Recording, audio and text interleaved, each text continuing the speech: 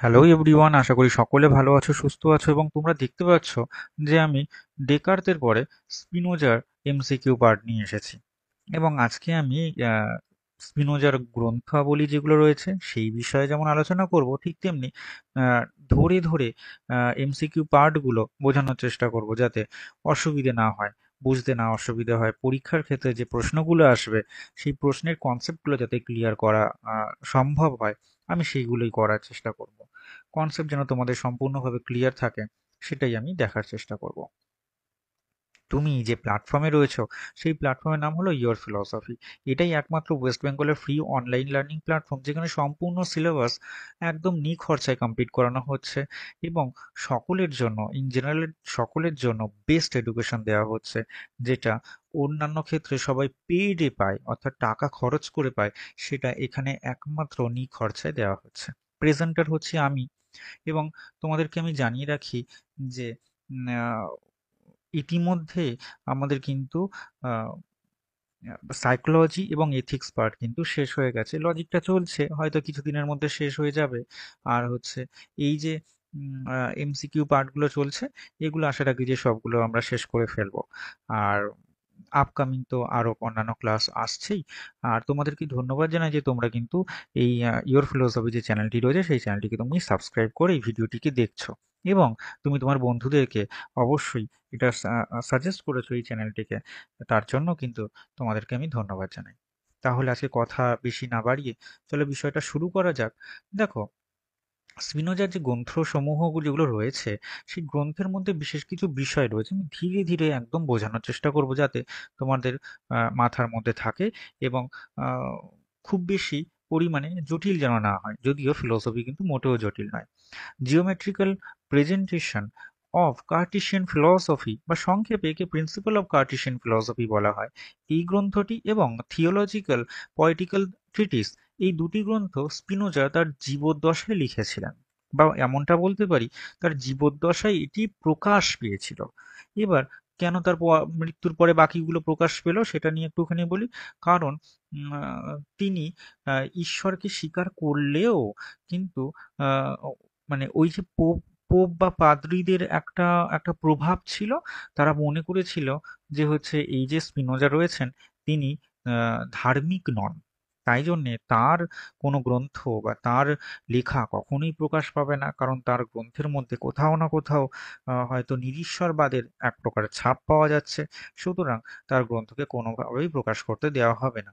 তো এই বলে সবার প্রথমে এই দুটি গ্রন্থ প্রকাশ পায় এবং বাকি যা কিছু তুমি দেখতে পাচ্ছ এই সবগুলোই কিন্তু তার মৃত্যুর পরে প্রকাশ পায়। Treaties on correction of understanding ethics, এই এথিক্স গ্রন্থটি খুবই গুরুত্বপূর্ণ। ঠিক আছে, মূলত আমরা যে সকল ফিলসফি মানে যে পার্টগুলো পড়ি সেগুলো বেশিরভাগটাই এথিক্স নামক গ্রন্থ থেকে নেওয়া হয়েছে। তারপরে আসছি demonstrated according to geometrical order, political treatise, short treatise on God, man and his wellbeing, etcetera. Okay, এই অবধি, তারপর এক্সেট্রা আরো অনেক আছে। তো আপাতত এই কটিই আমাদের জন্য গুরুত্বপূর্ণ। আমি আশা রাখি যে তার গ্রন্থসমূহের যে বিষয়বস্তু আছে তা তোমাদেরকে বোঝাতে পারলাম বা তোমাকে বোঝাতে পারলাম যে এই ভিডিওটি দেখছো মন দিয়ে। আচ্ছা, এবার স্পিনোজা তিনি এমন একজন দার্শনিক ছিলেন বা তার দর্শনের ক্ষেত্রে আমরা দেখেছি বা আমরা দেখতে পাবো যে তিনি কিন্তু ঈশ্বরকে এমনভাবে স্বীকার করছেন এবং তাকেই একমাত্র দ্রব্য হিসেবে স্বীকার করছেন। এবং সেই দ্রব্য হিসেবে স্বীকার করতে গিয়ে তিনি আহ, আহ, মানে কেবলমাত্র তার মানে হয় না যে দর্শনের ফ্লো বা হচ্ছে গতি যেন সেই দিকে ঝুঁকে গেছে। তাহলে সেই দিকে ঝুঁকতে গিয়ে আমরা দেখতে পাচ্ছি যে তিনি বলছেন দ্রব্য ইজ ইকুয়াল টু ঈশ্বর ইজ ইকুয়াল টু প্রকৃতি। এটা স্পিনোজাই বলছেন। আচ্ছা, তারপরে তিনি এমনই একজন দার্শনিক ছিলেন যিনি কিনা ঈশ্বরকে মানে হয় না যে কিছু মানুষ দেখবে, আমি আমি এই ক্ষেত্রে বলছি না, মানে এই স্পিনোজা প্রসঙ্গে আমি বলছি না। কিছু মানুষ দেখবে যাকে চোখে আঙুল দিয়ে দেখিয়ে দাও না কেন যে হচ্ছে এই ব্যক্তিটি খারাপ, এই ব্যক্তির সাথে মেলামেশা করো না, তবুও দেখবে সেই ব্যক্তি সেই মানুষটি তার সাথেই মেলামেশা করছে।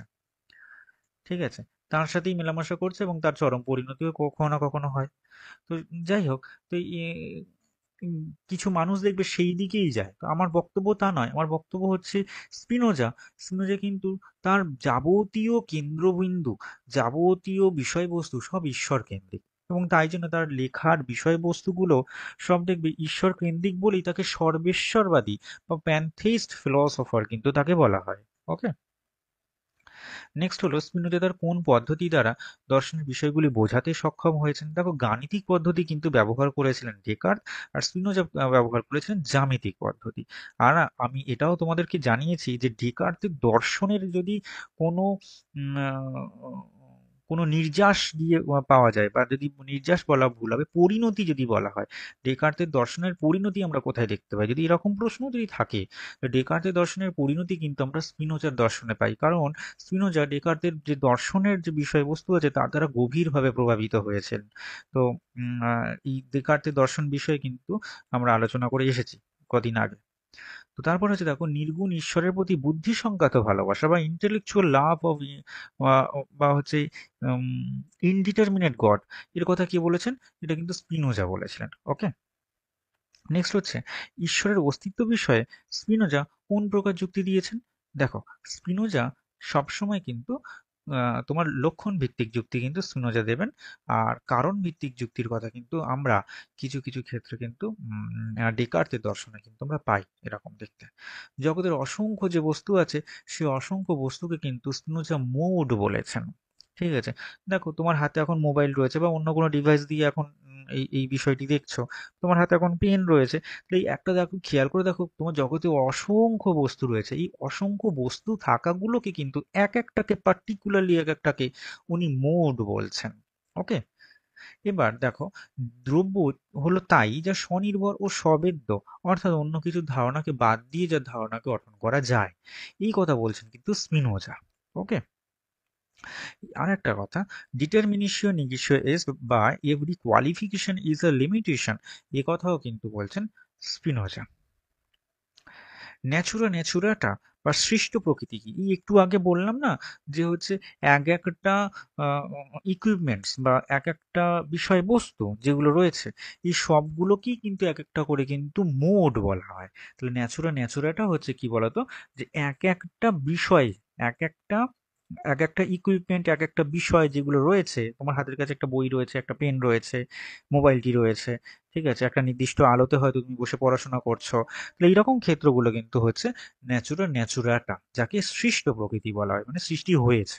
ঠিক আছে? সৃষ্ট প্রকৃতি। আর এই যে এই এই যে এই যে বিষয়টা, এই বিষয়টা নিশ্চয়ই কেউ না কেউ তো সৃষ্টি করেছে। যিনি সৃষ্টি করেছেন এই সমস্ত বিষয়গুলোকে, সবগুলোকে যিনি সৃষ্টি করেছেন, তার তার নাম তাহলে কি? তিনি হচ্ছেন স্বয়ং ঈশ্বর, যাকে তিনি তার মানে তার দর্শনে, তার ভাষায় বলছেন ন্যাচুরান্স। ঠিক আছে? তো এই হচ্ছে মেন বিষয়। আরো পার্ট আছে, আরো স্পিনোজা সম্পর্কিত বিষয়বস্তু আছে, সেই বিষয়গুলো আমি আবার নেক্সট দিনকে আনবার চেষ্টা করব। ঠিক আছে? তো এতটুকু দেখবার জন্য তোমাদেরকে ধন্যবাদ জানাই, এবং তোমরা সবাই ভালো থেকো, সুস্থ থেকো। অবশ্যই পরিশ্রম করো, পরিশ্রম না করলে কিন্তু হবে না, সফলতা আসবে না। সবাই পরিশ্রম করতে থাকো, মন দিয়ে পড়াশোনা করো। আর হচ্ছে টেলিগ্রামে দেওয়া প্রশ্নগুলো কিন্তু তোমরা কিন্তু সলভ করতে থাকো। ঠিক আছে? এই ভিডিওটি কেমন লাগলো যদি সম্ভব হয় জানিও, না জানালে আমাকে পার্সোনালি টেক্সট করে দিও, তাতেও হবে। ঠিক আছে? কমেন্ট না করলেও চলবে। তো ধন্যবাদ তোমাদেরকে, সবাই ভালো থেকো। কেমন?